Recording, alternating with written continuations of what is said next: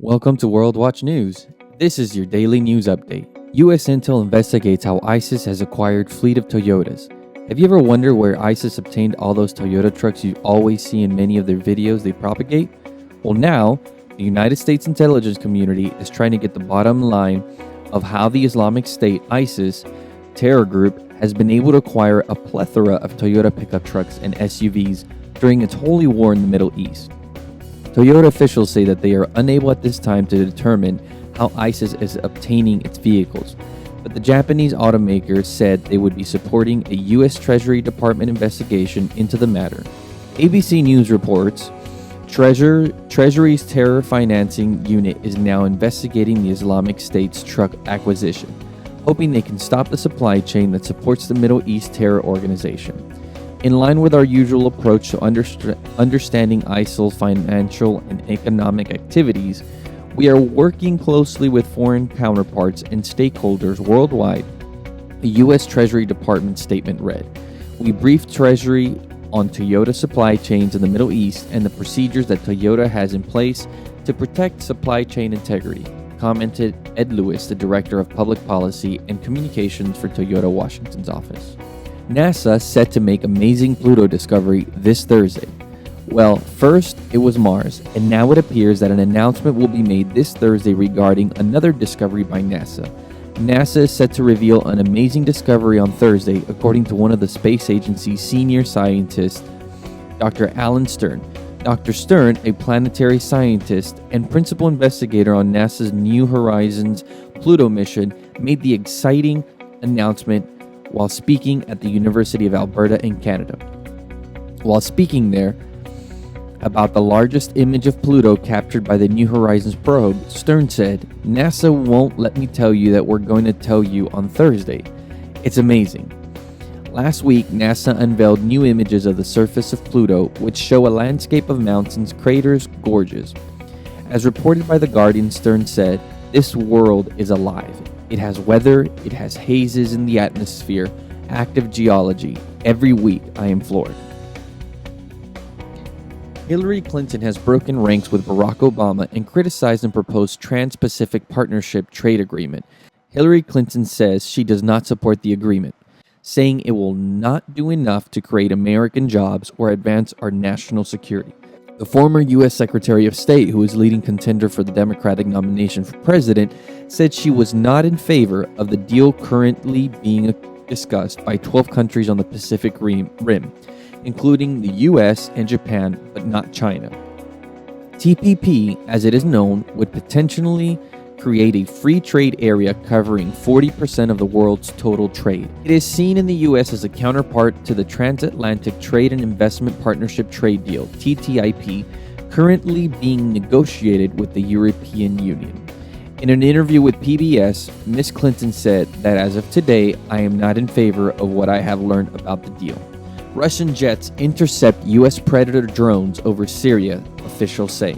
Russian fighter jets shadowed U.S. Predator drones on at least 3 separate occasions high above Syria since the start of Russia's air campaign last week, according to 2 of U.S. officials briefed on the latest intelligence from the region. Meanwhile, U.S. Navy Captain Jeff Davis told reporters a U.S. aircraft flying over Syria had to be rerouted to avoid a Russian fighter jet at least once. "We have taken action to maintain safe separation," Davis said, adding that the U.S. aircraft changed path a little bit. He did not disclose which type of U.S. aircraft was involved. U.S. officials tell Fox News that the drone encounter took place over ISIS-controlled Syria, including its de facto headquarters in Raqqa, as well as along the Turkish-Syrian border near Kobani. Another occurred in the northwest near the highly contested city of Aleppo. The first time it happened, we thought the Russians got lucky. Then it happened 2 more times, said the official. The U.S. military MQ-1 Predator drone is not a stealth aircraft. It is easy to see a Predator on a radar, said an official. The Russians have not attempted to shoot down any of the U.S. drones, but instead have flown intercept tracks, a doctrinal term meaning the Russians flew close enough to make their presence felt, according to the official. ISIS warns U.S., convert to Islam or you will have to pay the jizya tax. The Islamic State of Iraq and Syria, ISIS, terror group released a video on Sunday that concluded with a message for America, the defender of the cross. Convert to Islam and no harm will befall on you, the narrator said. But if you refuse, you will have to pay the jizya tax. The Islamic State of Iraq and Syria terror group released a video on Sunday that concluded with a message for America, the defender of the cross. Convert to Islam and no harm will befall you, the narrator said. But if you refuse, you will have to pay the jizya tax. The video depicted Christians in the recently captured western Syria town of Qaryatan being forced to choose between converting to Islam or signing a Dima contract, pledging to pay a jizya tax and be subservient to ISIS. The video was translated in part by the Middle East Media Research Institute and featured an ISIS member narrating the events taking place in the conquered Christian town.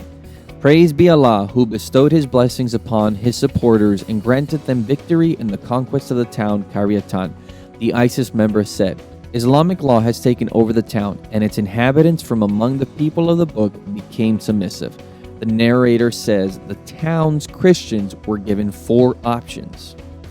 1. For the men to be killed and the women and children to be enslaved. 2. To be exchanged for prisoners, money, or loot. 3. To be pardoned provided they leave the caliphate, he says. 4. To pay the jizya and live as dhimmis under the rule of the caliphate. More than 90% of Russian strikes in Syria not targeting IS or Al-Qaeda, says the U.S. Coalition planes are being rerouted to avoid Russians. Failure to act in Syria's risk-stoking total war, says Hollande. A large majority of Russia's military strikes in Syria have not been aimed at the Islamic State group or jihadists tied to Al-Qaeda, and have instead targeted the moderate Syrian opposition, the State Department said on Wednesday. South Carolina's catastrophic floods, most prolific rainfall event in modern U.S. history. The catastrophic flood striking South Carolina will go down in the history books not only because of the lives that it's taken or the destruction that they've wrought, but also because of the sheer amount of rainfall. By the time the last raindrop is counted, the October 2015 storm will go down as one of the most prolific rainfall events in the modern history of the United States. Rainfall totals from the early October storms have shattered and jeopardized countless records in South Carolina. The official statewide 24-hour rainfall record was exceeded in several locations. The unofficial state record for 5-day total rainfall, which had stood for over 107 years, has been surpassed at more than a dozen reporting sites. The rainfall exceeded that of any tropical cyclone in South Carolina history. 6 cities with more than 50 years of data have had their wettest October on record. The October monthly precipitation record for any location in the state has likely been broken. Many Christians believe Russia plays a major role in biblical prophecy about the end times. CBN News spoke by phone with the best-selling author Joel Rosenberg about Russia's big move into the Middle East and what it might mean for Israel. Rosenberg refers to the book of Ezekiel and prophecies that involve an alliance of Russia, Syria, and Iran all aligned against Israel. He told CBN News that for the first time in 2,500 years, that scenario is a reality. He is quick, however, to downplay whether biblical prophecy is in fact being fulfilled with these recent developments. He also blamed the Obama administration for leaving a huge vacuum in the Middle East, which has allowed Russia to move in.